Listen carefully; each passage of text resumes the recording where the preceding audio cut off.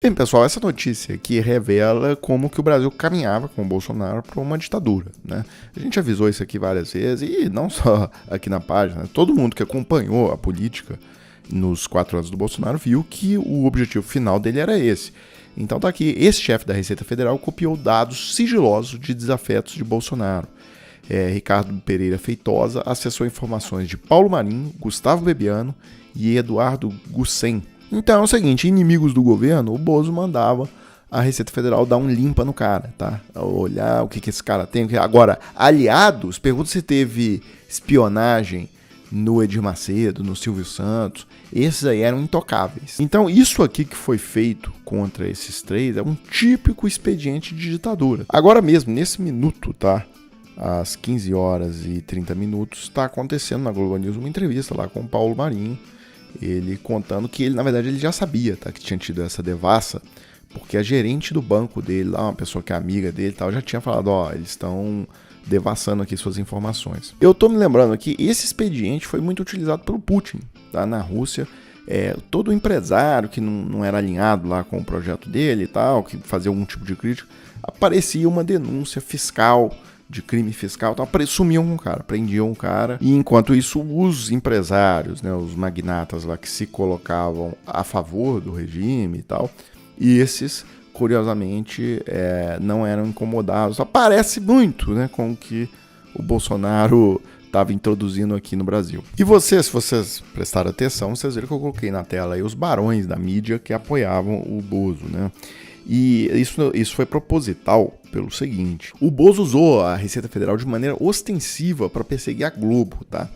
Ele usou uma prática, ele pegou uma prática de mercado que todas as empresas de televisão do Brasil sempre fizeram, que era pagar esses mega apresentadores e atores e atrizes e pagarem eles por meio de PJ. E eu me lembro muito bem dessas reportagens da época que mostravam que a Receita Federal do Bozo veio para cima desses artistas, apresentadores, até o Bonner, enfim, e cobrou todo o imposto que deveria ter sido pago como se fosse pessoa física. E não satisfeita, a Receita Federal ainda enviou uma notícia crime, né, para o Ministério Público, também para a Polícia Federal, para ainda meter um processo criminal em todo mundo da Globo, tal, porque eles tinham que ter recolhido pela pessoa física e recolheram pela PJ, então era fraude fiscal. Ou seja, tentaram botar os jornalistas, tal, que faziam críticas ao governo, na cadeia.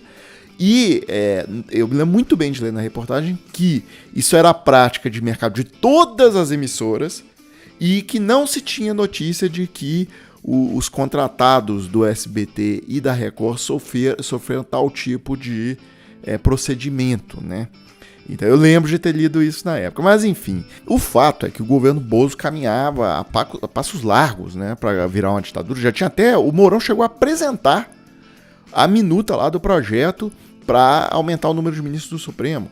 E aí diluir e tal, e eles passaram a ter o controle, né, o Bolsonaro ia indicar 6 ministros numa tacada só. O Mourão também chegou a falar de impeachment dos ministros atuais, ou seja, o Bolsonaro ia nomear praticamente a Suprema Corte toda, ia passar a ter o controle, tá? Iam ter vários André Mendonças e Cássio Nunes lá. E aí, o que aconteceu? O Bozo também, vocês lembram, né? Espionagem virou obsessão no governo Bolsonaro, relembre casos criticados por entidades da área.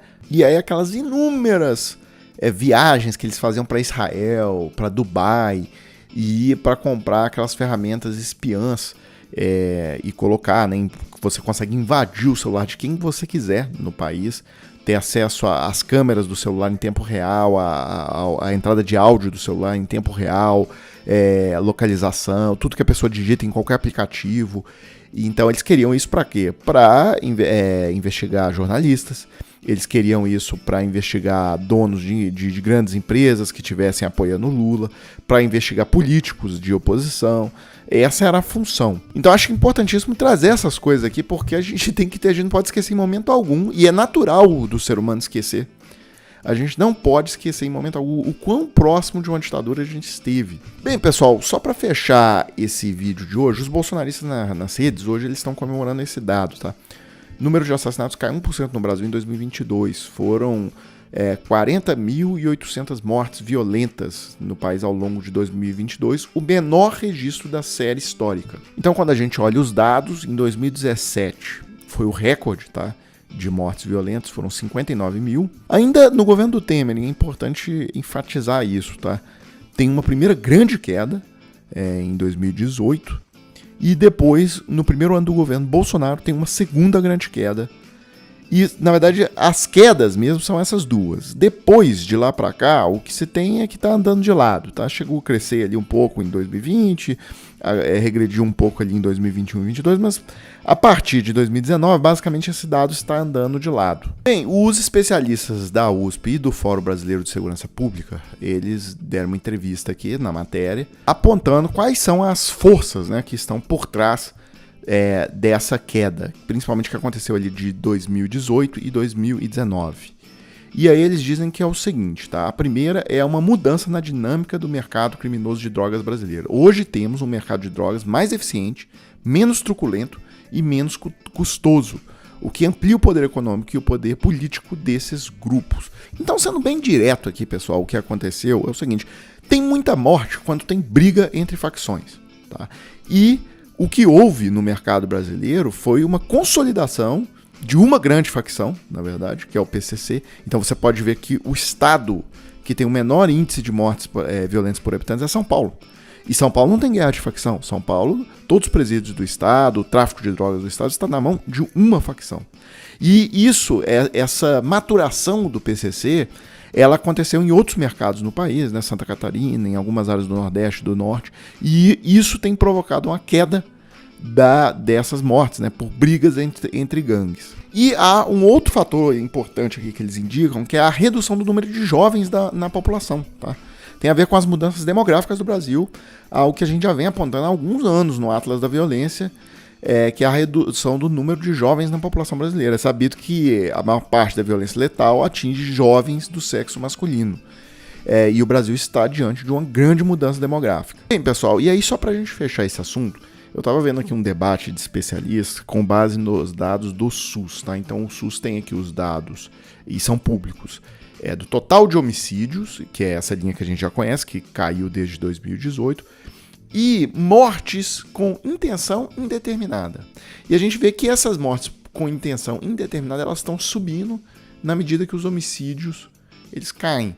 Então, o pessoal estava fazendo aí conjecturando de que, olha, talvez eles estejam jogando homicídios como morte por intenção indeterminada, e estão inflando esse dado, que já passou de 21 mil mortes por ano, nesse sentido, e aí para dizer que as mortes violentas estão caindo. Bem, aí o pessoal foi investigar, mas o que é isso?